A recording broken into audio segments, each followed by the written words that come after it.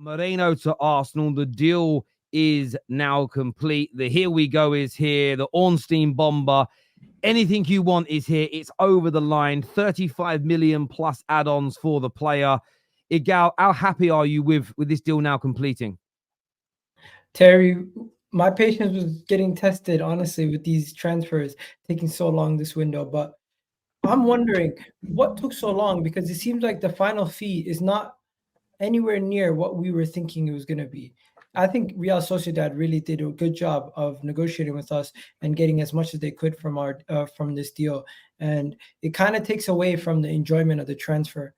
In my opinion, it's a great deal for us, though. The player, in the sense of getting the player, financial side, it's a good player.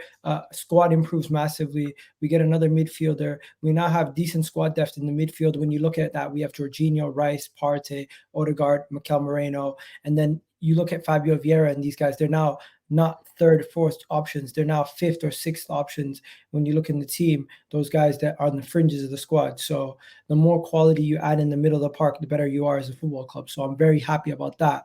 But it's just the joy of the transfer window and getting a signing over the line is not as fun anymore, Terry, because it takes so long and you know everything that's happening from every minute. It's almost like it's because you're doing better now, though. I feel exhausted. It's because you're doing better. Like City don't go out there and sign 4 or 5 players anymore, do they? It's 1 or 2, just small little tweaks to the team. And like you've got Calafiori and Merino over the line. I still think you bring a forward in. I think Nketiah will get here. We go Nketiah to go to Forest. I think that'll be tomorrow. I think you've sold Charlie Bettino, so that's more academy profit, more going on your FFP. I mean, you lot must be. I mean, for me, I'm sitting here thinking United have had a good window.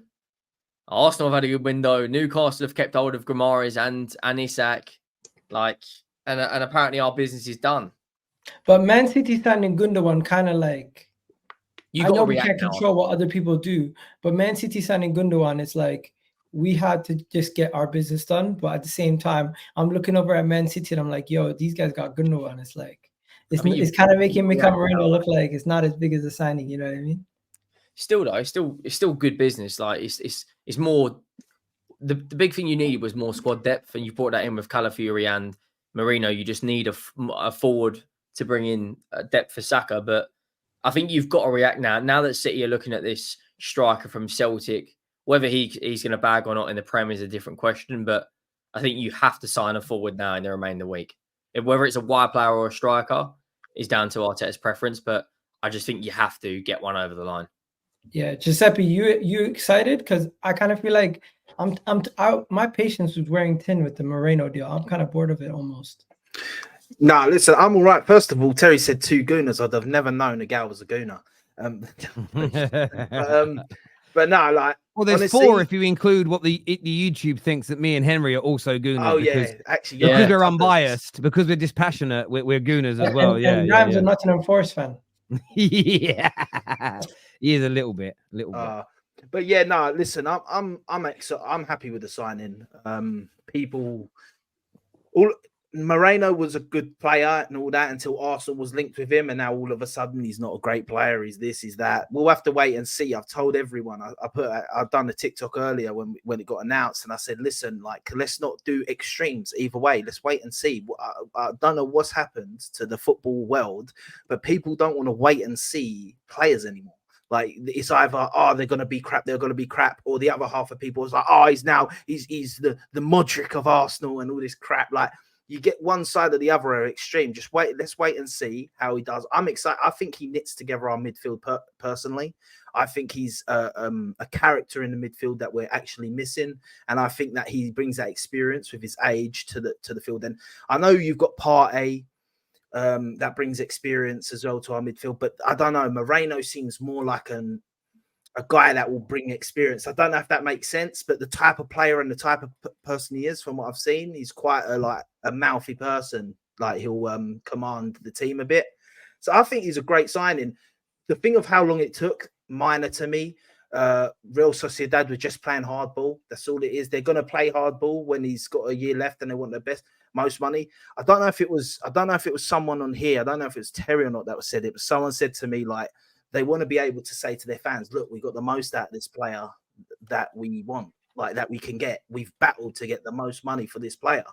So this is the sort of stuff that happens. So they've kept Zubimendi, big up Rams. And now they've got decent money. Giuseppe, you're a prick, bro. Honestly, you didn't need to mention his name. I had to. But listen, and we've got Merino now, so they got good money for him. So that's what it was. They were playing hardball, trying to get what they want. I still think the price we paid is a decent price. I know it's a year left, that side of things. You maybe, but nowadays, even when someone's got a year left, you still got to pay the premium because these guys will. If you want the player, if you really want the player, they don't seem to be budging anymore. These teams. So, yeah, for me, it's a good signing. It's about time, though. And let's go for a forward. Eddie and Ketty are going as well. Lovely stuff. See, another thing. Yeah, I agree with you. I think I do get where Gal's coming from, that the kind of the time that a transfer takes can kind of take the sort of excitement away. And every now and then you get a kind of deal that comes almost out of nowhere and happens quickly and breaks, the news comes in. Bloody hell. A few years ago, Arsenal had that with Fabio Vieira. No one was expecting it. And then bang, there was this player, there was excitement. I do get that. But at the same time, I think Giuseppe's hit the nail on the head.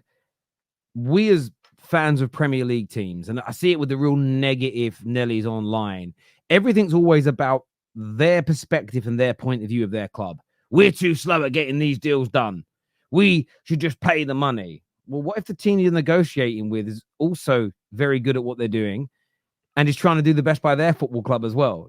We're not factoring in there is a secondary party and often a third or a fourth party involved as well with other football clubs. There's agents, there's the player. There's all manner of situations that go on. And I think that there's been we all know that this summer was delayed by 5 to 6 weeks because of the Euros and because of Copa America anyway. So everybody is behind. City have only just made...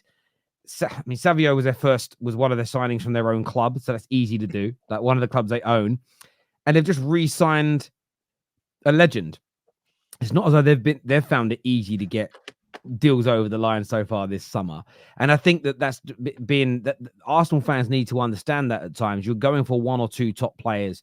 But I think overall, it's a good signing. What I've read about him, what I've seen of him, what the Sociedad fans think of him. I think you've signed a real talent into your midfield and someone that gives you extra depth, somebody that gives you extra versatility as a team, because you've now got a couple of people that can play in multiple roles. Partey and Rice can play the 6. Jorginho can play the 6. Rice can play on the left-hand side. Merino can play on the left-hand side as an example. So you can mix and match that team to try and keep people as fresh as possible. And you've raised the floor. And raising the floor is important because winning trophies this season is of paramount importance to Arteta. Maybe more so, you think about it, maybe more so than any other manager. The pressure on Arteta to win a trophy of some sort this year is probably at its highest because it's been so many years without one and you're such a good team.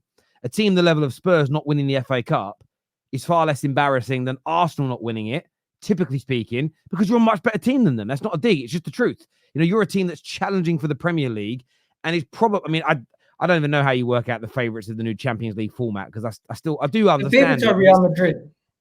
Sorry? The favourites are Real Madrid. No, I understand that. But what I mean is, I think it's actually impossible to call that now. We don't know who everyone's playing yet.